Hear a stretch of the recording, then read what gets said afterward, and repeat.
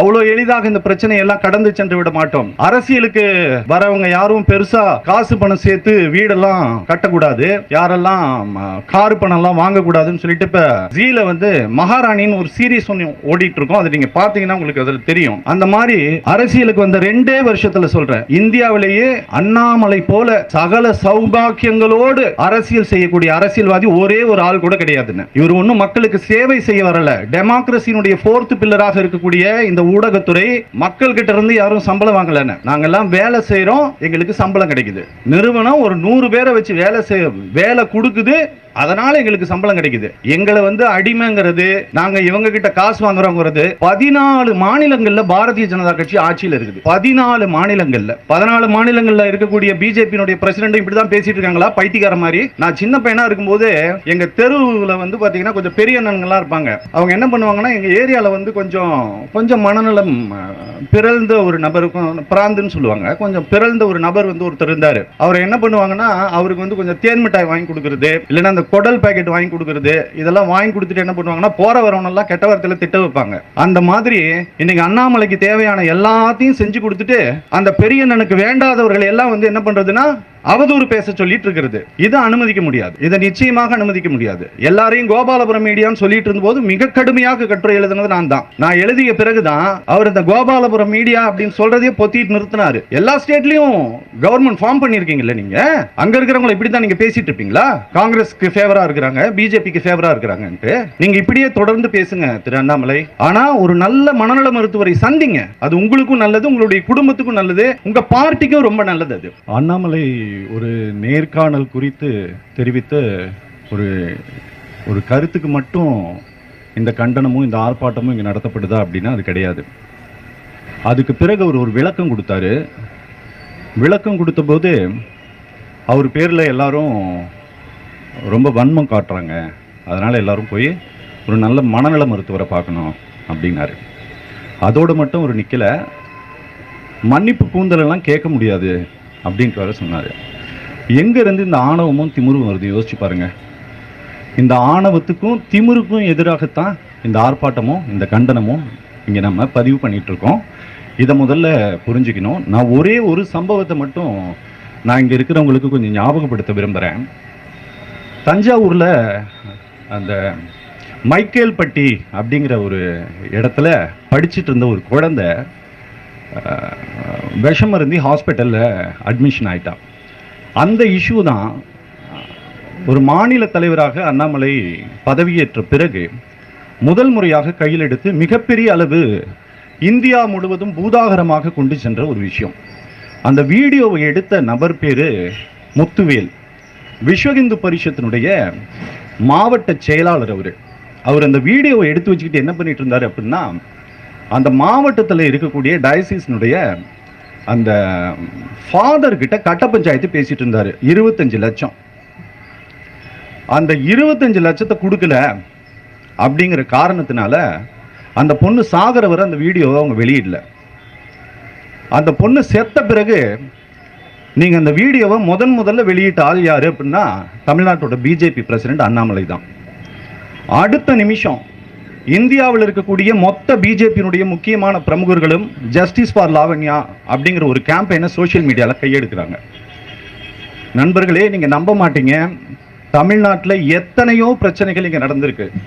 ஒரே ஒரு பிரச்சனையை கூட தமிழ்நாட்டினுடைய பாரதிய ஜனதா கட்சி கையில் எடுத்ததே கிடையாது.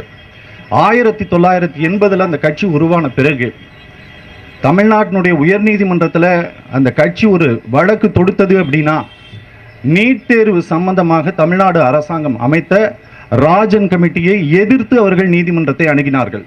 அதுதான் முதல் கேஸ் தமிழ்நாட்டினுடைய பிஜேபியினுடைய ஹிஸ்டரியில கோர்ட் படியேறின முதல் கேஸ்.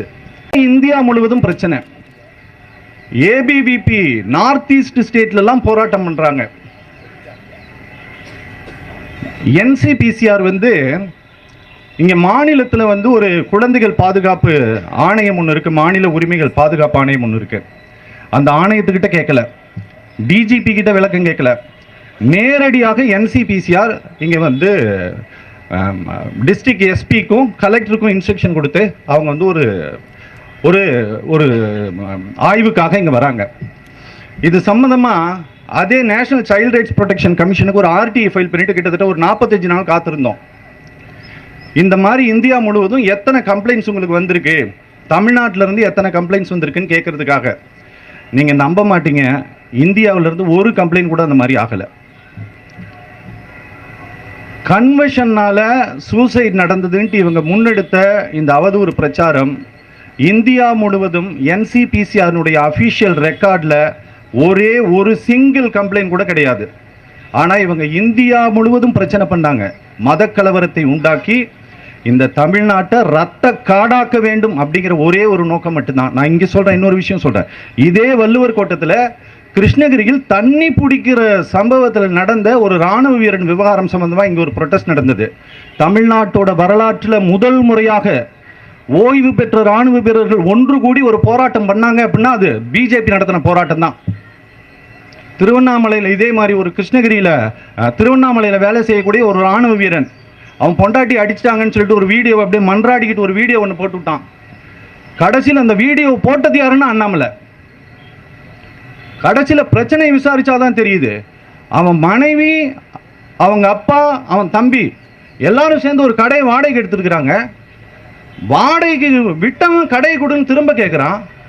கேட்டவனை கத்தி எடுத்து வெட்டிவிட்டு இவங்க பொய்யா ஒரு வீடியோ பரப்பி விட்டுட்டு இங்கே இராணுவ வீரர்களுக்கே பாதுகாப்பு இல்லைன்னு சொல்லிட்டு அண்ணாமலை திமுகவிற்கு எதிராக இங்கே அரசியல் செய்யவில்லை. அதை முதல்ல இங்கே இருக்கக்கூடிய நண்பர்கள் புரிஞ்சுக்கணும்.